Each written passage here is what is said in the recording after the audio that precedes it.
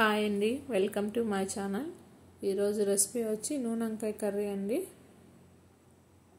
ఎలా చేసుకోవాలో చూపిస్తాను రండి. ఆనియన్ చిన్నగా కట్ చేసుకోవాలి.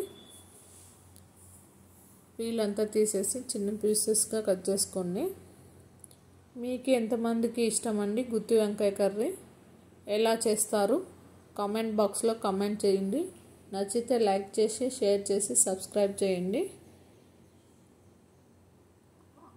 ఆనియన్ కట్ చేసుకున్న తర్వాత టమాటా కట్ చేసుకోవాలి.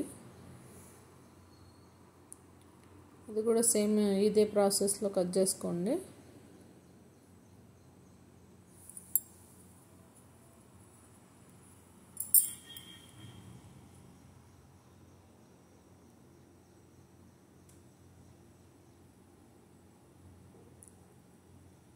వంకాయని తీసుకొని తొట్టాలని చిన్న సైజులో కట్ చేసుకోండి.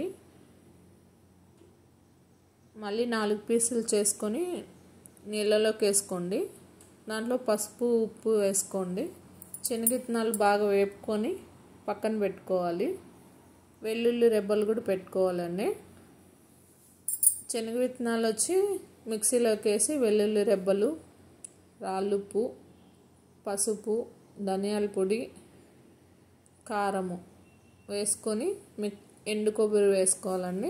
మిక్సీ పట్టుకోవాలి.